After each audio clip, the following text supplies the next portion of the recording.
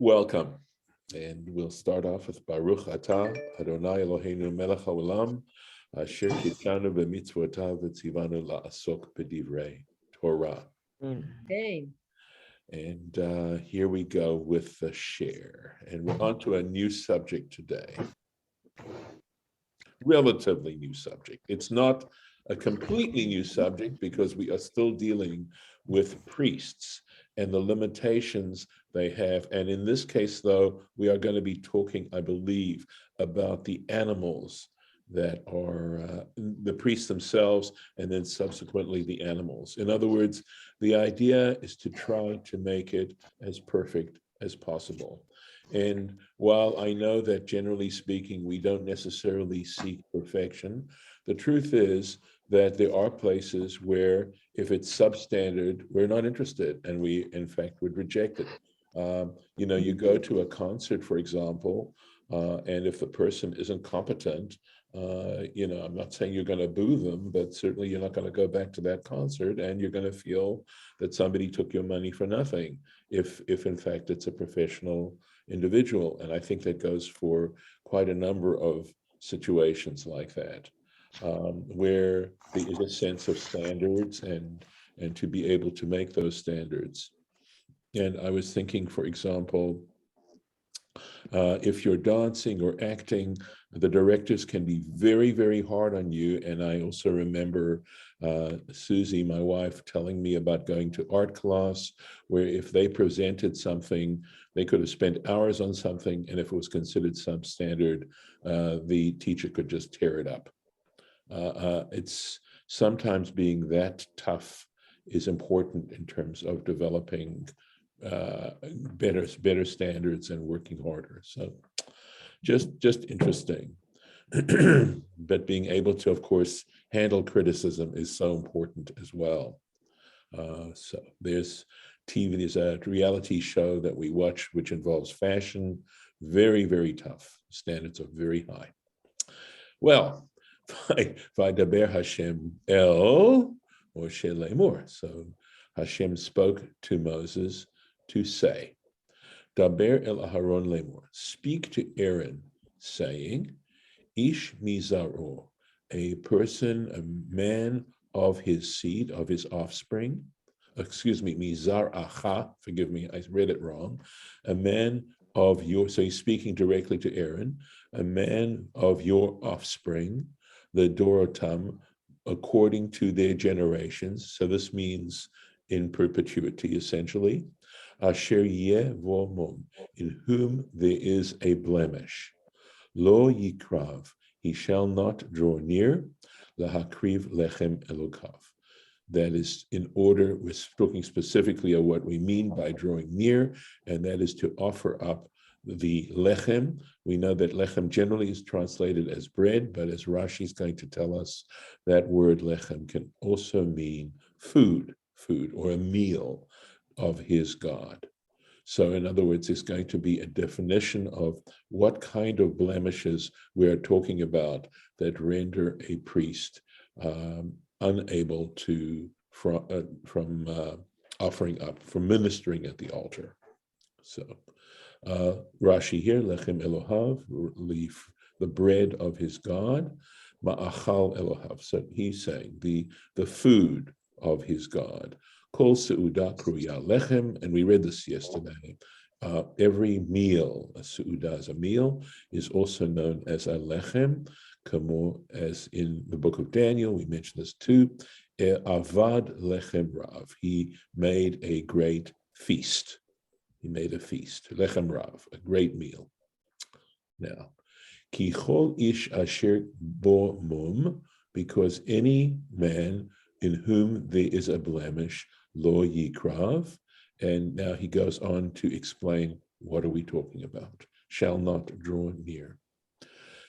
Ish iver, a man who is blind, or piseach. Piseach means a limp that he has, or charum. So charum is a word that we have to look at the tradition to understand, but it means flat-nosed, or sarua, or who has limbs that are not of equal length. So we're talking about quite serious defects here, that or blemishes here. It's going to go on with others as well. Let's just take a look at the Rashi.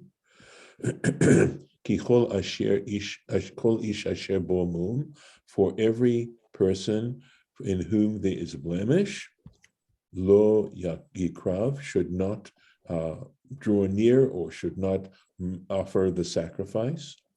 Einodin sheyikrav. Okay, so it means here the way Rashi's dealing with this is trying to explain what appears to be a redundancy, and it's as if this sentence is saying it doesn't. The sentence is justifying the statement that was made before, in the sense that einodin sheyikrav means it doesn't make sense. That's what it's getting across, that it doesn't make sense that someone who's blemished and subsequently a blemished object should in fact be making gifts in this kind of context. For example, and he gives an example in the prophet Malachi chapter 1, Hakrivuhu na lepachtecha. So he upachtecha. Malachi is talking about the way in which the Jewish people at his time are worshiping and doing it in ways that are objectionable. And basically part of the style of Malachi is that they'll say, well, what's bad about that? And Rashi here is, Malachi is saying to them here, okay, he's accusing them of offering up blemished animals on the altar. And he's saying to them, why don't you take that blemished animal and give it as a gift to your governor? See how happy it's going to make him. Because, of course, there's an insult.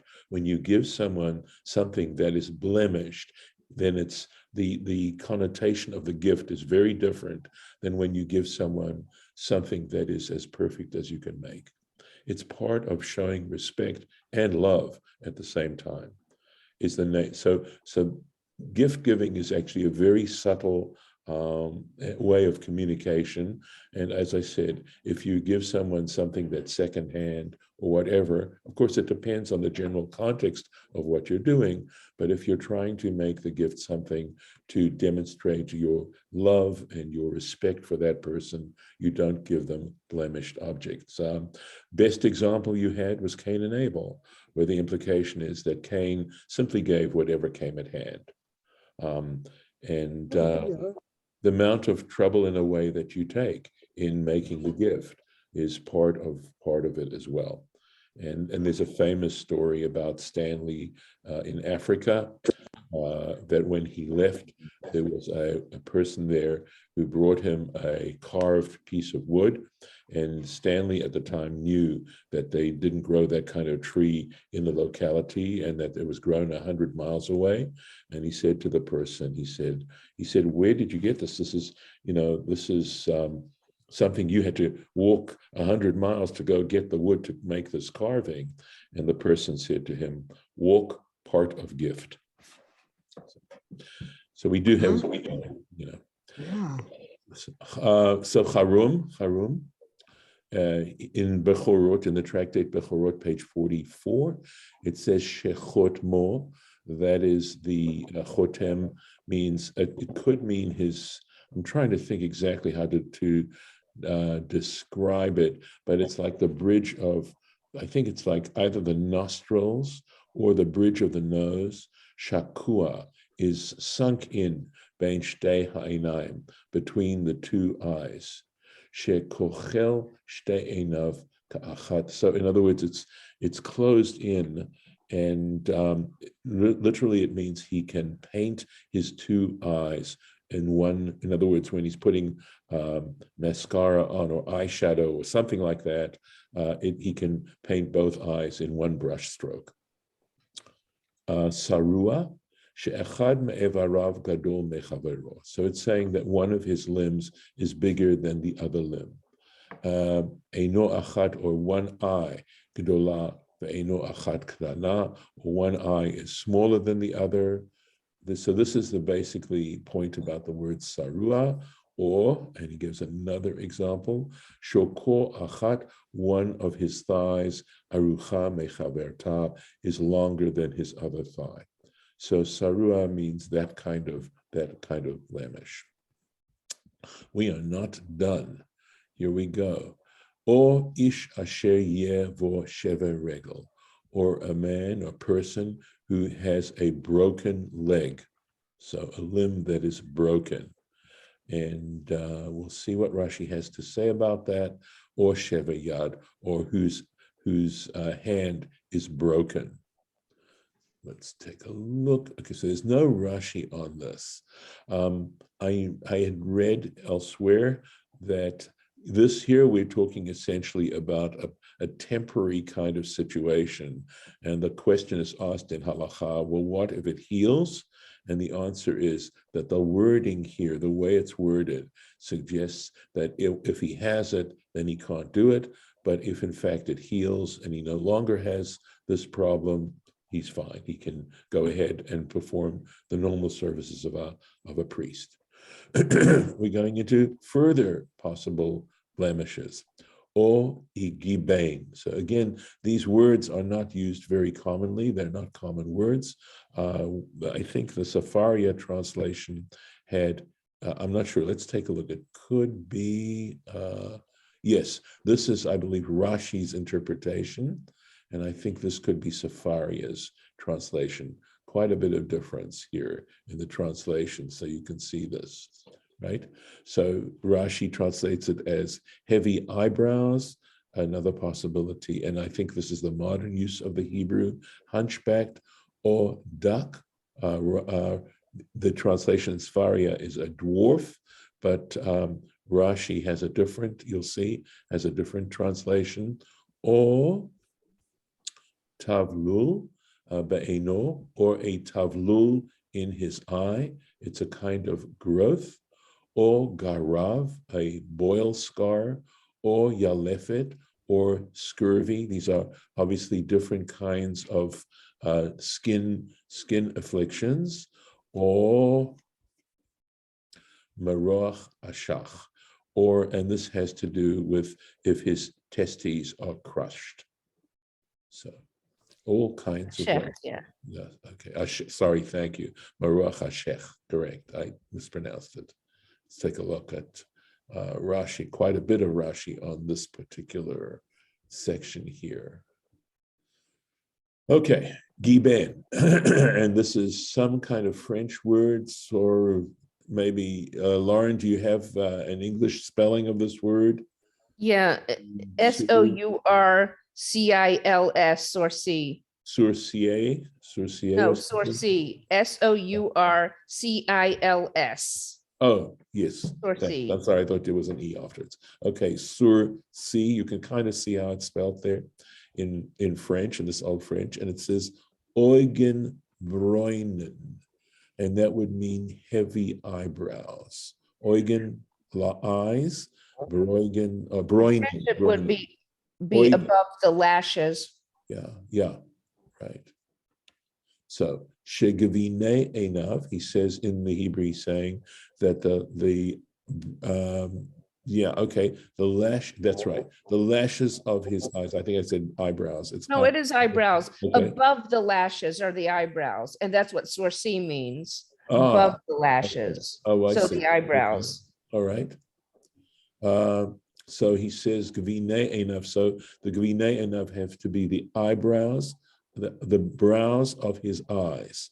Sa'aran, their hair, aruch v'shochev, are long and lie down, and literally it means they lie down. So, or dak, and this word dak, bechorot, and in the word bechorot, the tractate Bechorot, page 39, sheyesh lo be'enav dok, that in his eyes there is something that is called a dok, which I looked up the translation. Jastrow says it's a withered spot in the eye, and also, or like there's a web across his, I imagine, across the pupil. Shekorin tie. You'll have to help me with the a cataract. Yeah, I mean, Yes. Chabad calls it a cataract, and it says Interesting. the eyes over his eyes is a membrane, but as far as then those words, it actually lists 4 of them. Interesting. The first one is tail, T-E-I-L-E. That's The this word second, here. the Yes. second one, tell, T-E-L-E. Yes. Then toil, T-O-Y-L-E. Yes. And then it, for some reason, repeats T-E-L-E. So I'm wondering Mm, if mm. that's a mistake. Yeah. Why Could be. have that twice? Right. So the Yiddish is ein, a dinnis, a thin gewebt, a thin web. So it does sound like a cataract. Mhm. Emor, and here in Yeshayahu, in Isaiah, Hanoteh Kadok. It's referring to the heavens, I believe, spread out like a web. Oh, and we're going back into explaining the text, tavlul, right? All these words require explanation because they're just uncommon words and they're describing very specific disorders. Davar satavlul, he says there's a derivation from davar hamivalbel, something that confuses, right? Et ha'ayin, the eye. So something that makes eyesight, problematic. Kagon, so for example, he says, chut lavan, a white thread, hanimshach min halavan, that goes on from the white part of the eye. Uposek besira. And I think what this means is that it divides up, it crosses over in some way or another. Shehu agul, and it is around. Hamakif et hashachor. So this is the iris. This is the iris that surrounds the dark, that is the pupil. Shekorin prune. That is a modern French word as well, which means, I think, the iris. It says here prunelle. Okay, all right. So this is like prunilla or prunilla. And I think, and it's referring to the pupil according to It this. is really? Okay. Yeah. All right. But I think that he says this is a makif. Makif would be to surround. But it could say that the shachor, the dark part, the pupil, is called as you said, the prunelle. So, That's what it says here. Yeah. well, here we go. Der Augenapfel, the apple of the eye. So that would be the pupil. Eugenstern, or the star of the eye. Eugen, of course, is eyes. V'hachut hazeh, and this thread, posek et ha'ogel, and this thread splits up, divides the ogel, this round part. V'nischnas, so here he does mean the iris, I believe, that is the circle. V'nichnas Yes. b'shachor, and it enters into the dark, into the pupil. The Targum Tavlul, and the Aramaic translation of the word Tavlul, chiliz, is the word chiliz, lashon chilazon. It's a Mine, by the way, says tivulal, oh, as really? in, and then it says as in, it looks like chilis, Yes. derived Okay. from Right. Chiliz. Right. chilazon, So yeah. there's the word tevalul. And I said tavlul. So I'm doing Tivulal, a yeah. great job today of mispronouncing words. Tevalul. Thank you. Lauren, thank you for catching me. It says tivulal. Right, but here it's tevalul here. Huh. So let me look at the Rashi yeah. here and see if it would be spelled a little differently. Okay, so here, look at this: Taf Bet Lamed Vav Lamed, and this is Taf Bet Lamed, and this is an U sound here, Lamed. So, I want to go then with the way it's pronounced, that he's referring back to the word in the text, which is, at least here, the way it's spelled is tevalul.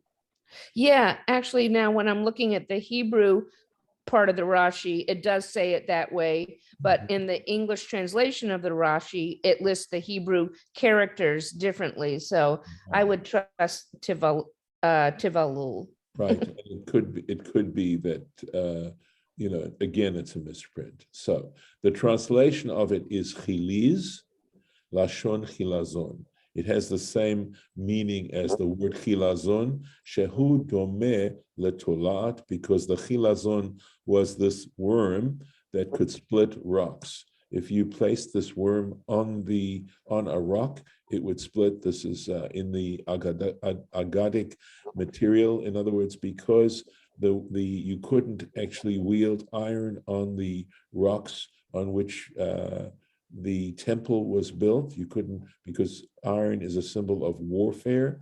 So they have this story of the chilazon, that's the way they did it. So yes, go ahead. There was Tales of Solomon by, I think, exactly. Freehoff, that I must have read 900 times. Yes. Wasn't it called the Shamir? Yes, you're right. You're right. I think it was, well, maybe I'm wrong. I'm making a lot of mistakes today. Now I'm thinking. But it does say it's a worm. Yes, but now I'm thinking that the chilazon is a different worm. That it is, that's what you get the blue from. I was confusing it with the Oh, that would make sense with this word. Yes. The chilazon, forgive me. You get the prize today, Judith. Thank you for catching my error. Right. The chilazon was what they made the tchelet from. That's what. And the shamir was the worm that they used to split rocks. Thank you. Thank you for making sure I didn't make that mistake. All right. So let me keep going. Find the place. Right. It is a worm, oto hachut. That thread looks like a worm. V'chein kinuhu chachmei Yisrael, and so the sages of Israel termed it b'mumei habachor, amongst the imperfections, all right, or the blemishes of a bachor. So if in fact, so the Torah says that if a firstborn animal, which was supposed to, one of the firstborn animals that was supposed to be dedicated to the temple, had certain blemishes, they were not offered as a sacrifice. Chilazon nachash, this is inav. Oh, sorry. Nachash elav. This is a lamed. Sorry. Mine says enav. Enav. Thank you. Sometimes you can see. Sometimes a lamed has that little part not printed, and so it's hard to tell. So right. So nachash would be a snake, right? The snake of his eye. And again, this is why it's in the tractate Bechorot, because it's discussing blemishes that would render an animal unfit to offer as a Bechor.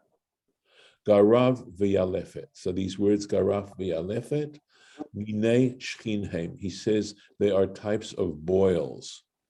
Garav, so the case of a Garav, zo hacheres, refers to like clay, hacheres, shchin, right? This is a dry boil, hayavesh mibifnim, which is dry on the inside, umi bachutz, and outside as well.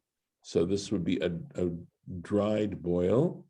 Yalefet hi chazazit. So he says a yalefet is like a chazazit hamitzrit, Egyptian lichen. V'lama nikret yalefet. So why does it have this word yalefet to describe it? Shemelapefet v'holechet ad yom hamita, because it clings to the skin and continues to do that until the day of death. It's a permanent blemish. Vahu lach mibafchutz, and this is one that is wet, moist on the outside, v'yavesh mibifnim, and it's dry on the inside, uv'makom acher, and in another place, korel lagarav shchin, he calls the garav shchin halach, shchin halach mibachutz, v'yavesh mibifnim. It calls a garav, a boil, which is moist outside, v'yavesh, and dry on the inside. So that's as opposed to the yalefet. I imagine. I'm looking to see. Yeah. So the question of how to define the garav and the yalefet. Shinemar, so based on this, is in the book of Deuteronomy in chapter 28, it says, Uva garav, uva cheres, because there where it's talking about the plagues that are going to occur to the people if they don't follow the Torah, it uses the term garav and cheres. And cheres, we know, has to do with like pottery.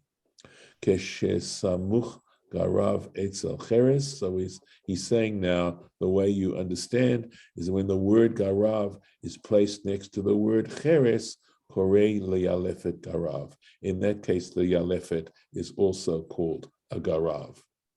Ukeshehu samuch etzel yalefet, but when the word garav is, I'm looking to say, when it's next to the word yalefet, korei lacheres garav, then the dry boil is called a garav. Kach mefurash. Well, it says when the word, I think it says when the word cheres is placed next to yalefet, you call it a garav. Let me look at what the Rashi said. That's the translation here. Oh, I see. Okay, sorry, you're okay. So here, okay, korei leyalefet garav. And when this word, we're talking about the word garav, right? When the word garav, the garav. The first one is when the word garav is placed next to the word cheres. The second one is when the word garav, yalefet, is placed next to cheres. That's what mine says. And then that's also called a garav. Okay. I could so here's why I'm saying what I'm saying. Here's the word garav, and then there's the pronoun referring, and generally I would think the pronoun would refer back to the closest reference. So when it is placed next to yalefet, korei lacheres garav. Well, so maybe it's saying the word cheres. Yeah, go ahead. What mine says is, however, and this is after when, okay, so the first sentence is cheres near garav. Then it says, however, when it is mentioned alongside yalefet, then cheres, right? Then cheres is called garav. Right. That I would agree with that. Oh, okay, I get you. So it's like, no, I was wrong too. I was wrong. Yeah, you're right. Yeah. So it's referring ultimately to the word cheres and where it's placed. Right. Kach mefurash bechorot. So this is the way it's explained in the tractate Bechorot. Let me see. We have a little bit more just to finish off here because this is the right. Yeah, let's get this. Of course, we don't want to miss that, right? Maruch hashach lefi hatargum. So according to the Aramaic translation, meris pachadin. So that's the way it's translated in the Aramaic. The pachadin are the testicles. Maris would be crushed. Shepachdav merusasim. His testicles are crushed. Shebeitzim shelo, and literally it says the eggs, its eggs, right, are ketutin, are pounded, right? That they're. Yeah, mine says the sinews are knit together. Okay. Well, but either way. So maybe they're understanding pachadav as sinews. Is that how they're translating? Oh, wait, here we go. No, sorry.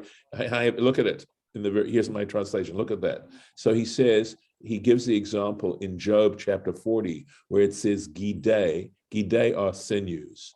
Gidei pachadav yisorgu. Yeah, and mine says pachidav.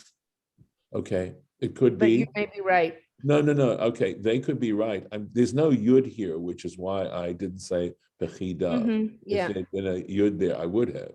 So it I says, got you. so the verse in Job is the one that says, the sinews of his stones are wrapped together.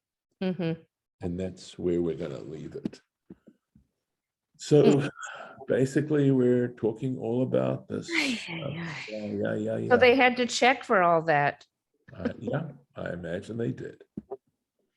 Well, they were guys looking at each other, but there's also a sense, of a medical way in which to look at these things. So I'm going to stop the share. And we can stop the recording, and we have a minion.